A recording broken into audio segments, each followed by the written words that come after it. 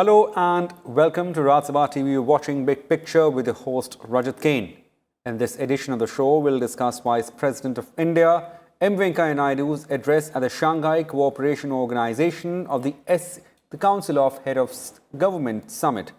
Now, addressing a virtual meeting, Vice President Venkaiah Naidu, while underlining India's brave fight against COVID-19 pandemic and economic recovery, condemned terrorism, describing it as most important challenge faced by countries in the region.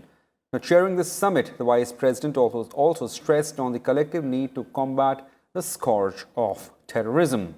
It was also the first time that India chaired a summit-level meeting of the SCO since it gained full membership of the organization in the year 2017. Highlighting India's fight against the coronavirus pandemic, Mr. Naidu especially talked about resilience shown by India in ensuring economic stability.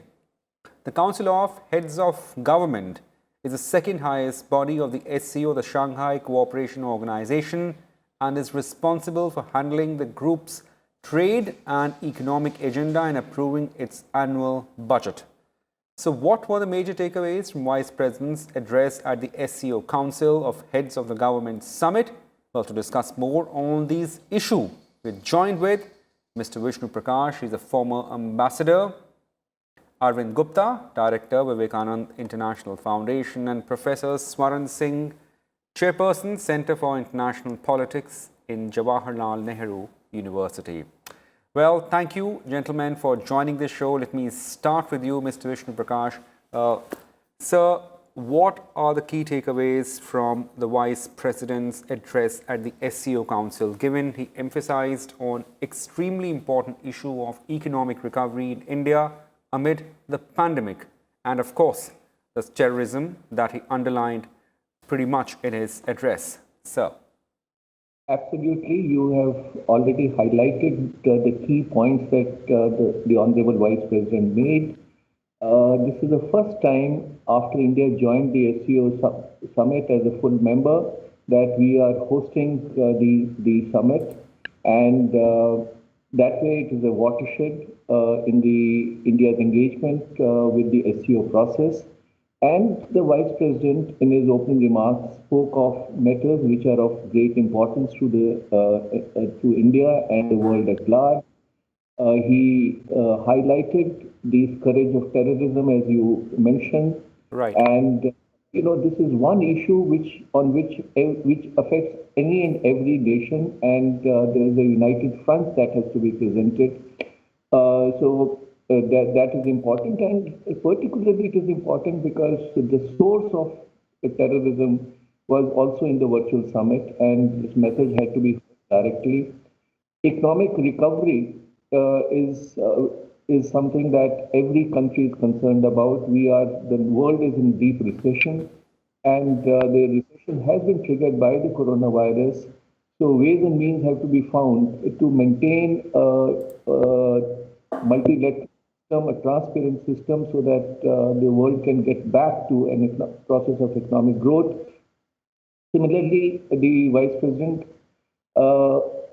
made some very important announcements, including spoke of the working group, special working group on innovation and startup, where India is one of the world leaders, about traditional medicine.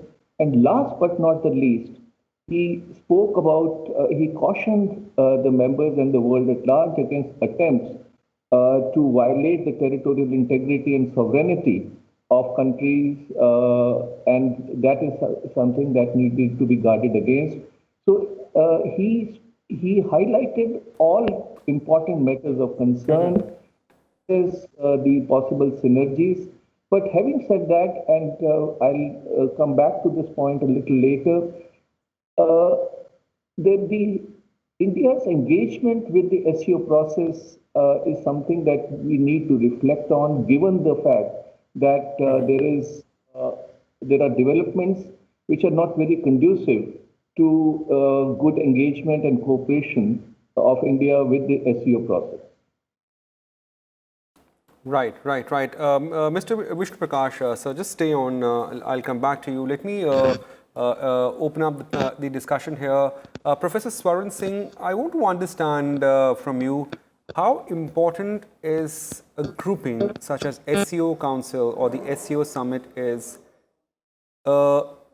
vis-a-vis significance of the post-COVID world order, sir? I think it's very interesting to see the Shanghai Cooperation Organization as a group of stellar regional institutions and organizations. Right. Among these, Shanghai Cooperation Organization has usually been seen bringing Russia, China, and India together. And they have been seen as a trio which has always stood at variance when it comes to the dominant narratives of Western powers. Right. Lately, of course, because of the pandemic COVID-19 originating in China, there has been a certain angst, anxiety, anger vis-a-vis Chinese. And therefore, these repeated engagements with Russia and China of India are again showcasing that it's a very well-calibrated, balanced approach to foreign policy that India has. And therefore, Shanghai Cooperation Organization brings Russia, China, and India, but in the context of world's largest regional organization of 8 member states, 6 dialogue partners, 4 observer states, then there are special invitees. So it's the largest regional organization, both in terms of geographical expense and population. But more important, the potential, which again the Vice President today underlined, of the 5 trillion economy, and that's not only India. Yeah. These are countries that can potentially see much faster growth rates and much faster transformation. And therefore, you understand the emphasis being laid on health ministers meeting and exploring the traditional medicine, which is again at variance with how the West is looking at. So in that sense, it's a important organization where India is now going to be the chair. And interesting it is that India is taking over the chair of Shanghai Cooperation Organization with some of the other similar organizations. For example, we are now chair of the World Health Assembly. Right. Or we will also be now chairing the BRICS, for example. So in a situation of this global challenge of pandemic, which is health crisis plus economic crisis, this obtains India an important positioning in multilateralism and in promoting multilateralism around the world and giving a direction as to how to address the challenge of pandemic, but also how to build the post-pandemic world order, which is where I think there's a common understanding among most major nations that there needs to be emphasis on rule of law, which actually means a certain restraint on Chinese behavior. And in that sense, this is an engagement where India and China come together, but also at the same time ensuring that there is a wider spectrum of India's engagements, and India is not being seen, as sometimes headlines insinuate, as drifting away to the West, but is having a holistic approach to foreign policy in engaging all major powers. And in that sense, India becoming chair of Shanghai Cooperation Organization is a very important timing of this opportunity for India to provide a direction to the holistic approach to foreign policy. Right. Well, Mr. Arvind Gupta, let me just contextualize here. I'm just quoting what the Vice President said, that India and the SCO region share ancient, historical, cultural and civilizational linkages. As Dr. Swaran Singh was just talking about, like the shared features between the geographical domain of these countries. Now, taking that forward, like, with what direction do you see for summit like SCO and India's placing in that? Mr. Gupta. I think this point about shared culture and history is extremely important. Because we have seen that over the last few centuries, this connect was broken, whereas it is one of the oldest connect India when Buddhism started spreading and the Indian influences started traveling to Central Asia first, and then to China, then to Korea and Japan, etc. Now, India is rising, and India has to find a narrative for itself, for its own rise. And I think we must look at some of these historical connections India had and global engagements India had to give the depth to the Indian narrative that is now in the making. So I was very happy to see that particular mention. And I think there is going to be also a exhibition of museums, which is to take place in Delhi, where all the countries are going to showcase the Buddhist connection, etc. And it is also important, specifically in the context of China taking a leadership role in Buddhism. Whereas India has somewhere over the last few years, maybe because of our faulty notion of secularism, or maybe we did not think through these issues properly, we let that leadership pass to China. Whereas even today, I mean, both Gaya and other centers of Buddhist pilgrimage, they are worldwide centers. People come here, they want to come here, but we have not yet done much to make this happen. So I think this is one area, apart from the COVID and economic recovery that was mentioned by Ambassador Vishnu Prakash and Professor Swaran Singh. I think this is an extremely important thing. But it is also important from a larger perspective. And the larger perspective is that of the new world order that is beginning to shape up. Today we have a world order which was led by the Western crafted by the Western countries based on certain principles. But now I think we must bring culture, we must bring health, we must bring cyber, we must bring many other elements which impact all of us very deeply into this conversation about the new world order. So I'm glad that Vice President is today bringing to the table what India can bring to SCO during the Indian chairmanship. Right. That's very well put forth in terms of the civilizational issues, and of course, like what the cultural moorings of this of SCO could be. Well, Ambassador Vishnu Prakash, now let me, as we're talking about what the Vice President addressed here was primarily focusing on what India's contribution lies in the post-COVID world order. Now, looking ahead, and especially he emphasized on the health initiatives, the economic recovery. Now, where do you see India in the post-COVID order, especially in terms of the health infrastructure, considering that we are among the countries who are in race for manufacturing vaccine? Well, India is clearly at the forefront, and there is absolutely no doubt about that. India is being recognized as the world's pharmacy, and not pharmacy. India is being able to supply a whole range of vaccines and medications at very competitive prices, maintaining the quality standards. It is no mean achievement. The fact that during in the last few months, despite having had serious issues with the pandemic, India has supplied medicines and other medical provisions to 150 countries. Is something that has to be noted and has been noted everywhere in the world. Also, Prime Minister has made it clear that the vaccine that India produces is not just for India, but it's for the mankind. And in this present juncture, where I'll not name names, but there are countries which are hoarding medication and vaccine. I know of a couple of countries which have ordered or are planning to have 3 times the number of vaccines as their population. For India to speak vocally about sharing it with everybody is something which is being greatly appreciated. And we have leading candidates of vaccines. Prime Minister himself went yesterday or day yesterday to some leading vaccine production centers. He is leading from the front. So certainly on the health front, this is a very important initiative, which is much appreciated by the world. And certainly India's traditional medication has a lot of there is a lot of global interest in Ayurveda. So that is also something that we are willing and happy to share with the world.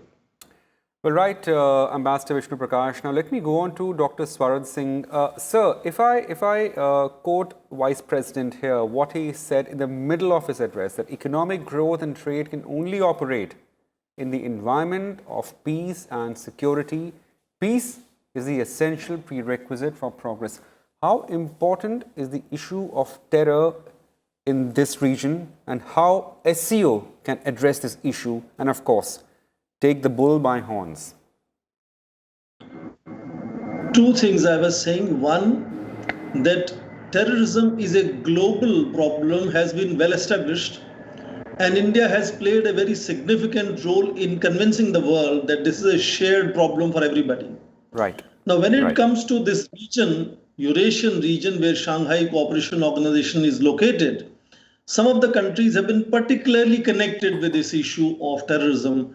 And therefore, I think the Shanghai Cooperation Organization addressing the subject becomes particularly significant.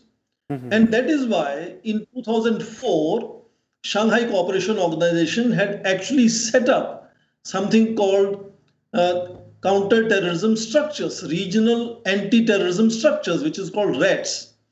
And over years, this has made an enormous contribution.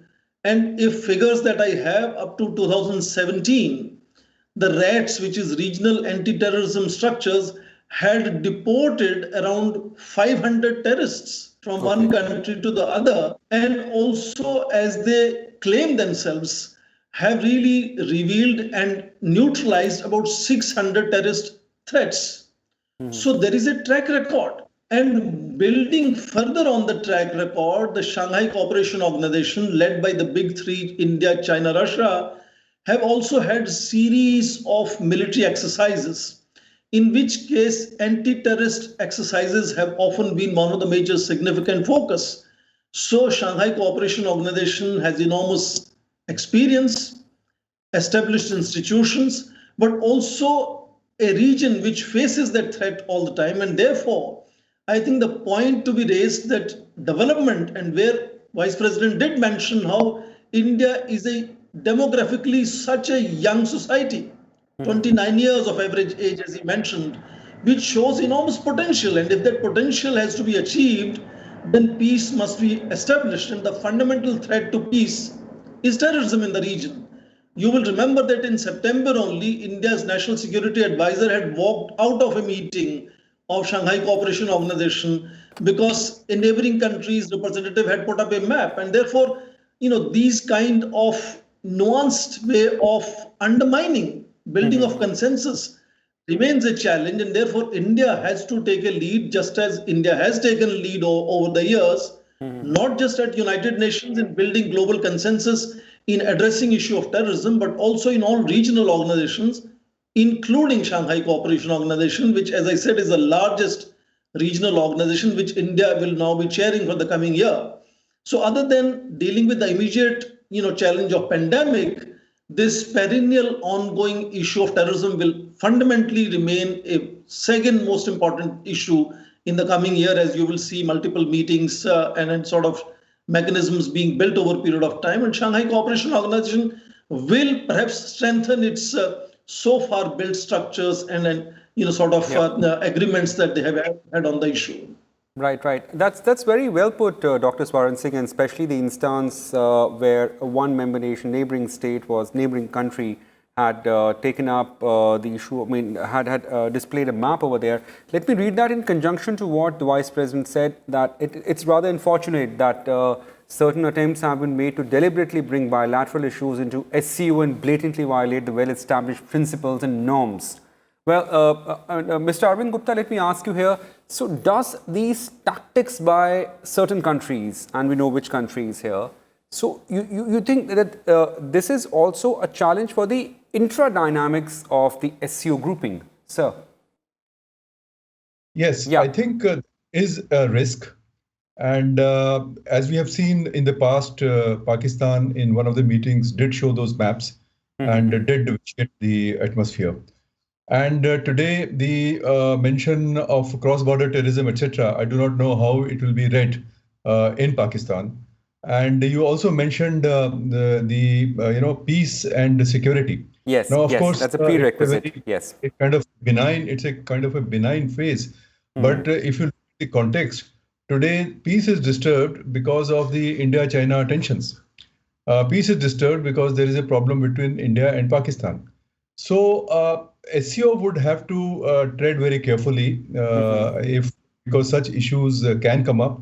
There is no guarantee that Pakistan at some point of time would not raise these issues. Then how will the SCO handle it? Last time, Russia, showed some deft diplomacy and they were able to somehow manage to douse it. But these problems can certainly come up. Well, right. Now, before we close, let me come to Ambassador Vishnu Prakash here. So, the Vice President also emphasized on the economic initiatives of India, of the country, like especially the special group on the startups and innovation. We know that how important or stress that has been laid by the government on the startups, on the economic recovery, and of course, India's commitment towards cooperation within the SCO. Now, how that will take to new heights as more and more countries, do you see them playing a proactive and positive or constructive role in the organization? Sir. Yes. You know, today's world is the world of innovation. And countries' growth, countries' development depends on how innovative you are. Right. And fortunately, in the innovation index, India is doing very well. And we have our strengths for a variety of reasons. One is our youthful population, young population, our educated population. As the Vice President said, we have today 1 billion mobile phones in the country, and that is only indicative of how the digital world has seamlessly meshed with our way of life. That is another strength. And that is why we are now the third country in the world to have the largest number of unicorns. So, given the strength, given the emphasis on digitization of India, the innovation is the buzzword, and innovation is something that needs a mindset, needs an ecosystem. Right. We have managed to create that ecosystem. We still need to go a long way. But today we are in a position to share our experiences with other countries. And every country, by the way, there are very few countries which are willing to do that. Innovation is something that countries try to hide because it is commercially very valuable. So, in that kind of a milieu of suspicion, to be able to open up that sacred space, so to say, to other countries, and particularly, I think we are addressing it to the Central Asian nations, is something that will be very well received. Now, having said that, I must also mention that there is a bit of a concern that we need to address and we cannot gloss over. When we are taking the initiative on innovation or startups, that we cannot only address it to certain countries and not address it to make it available to all the countries. Now, here is a situation when there is a country with which we have serious difficulties. There are, in fact, two countries, but our northern neighbor, China, is a country with which we are decoupling. We are, for what they have done against vis-a-vis India, the way they have violated the sanctity of the LSE, we have made it very clear that it cannot be business as usual. So, that's true. The only thing that I wonder is that how are we going to harmonize the two aspects? On the one hand, offer this platform of innovation, and secondly, we are distancing ourselves or decoupling with China. How can we keep them away? But overall, the approach is right because one of the key thrusts Right. for us is to engage with the Central Asian republics. Right, right, right. Well, many thanks, Mr. Vishnu Prakash, and well, many thanks to you, Professor Swaran Singh and Arvind Gupta, for joining us and discussing a threadbare the address by Vice President at the SCO Council of Heads of State and how important this grouping is for India and what is a way ahead in becoming taking a mantle of leadership in this grouping. Thanks for watching Big Picture. Keep watching Rajya TV for more.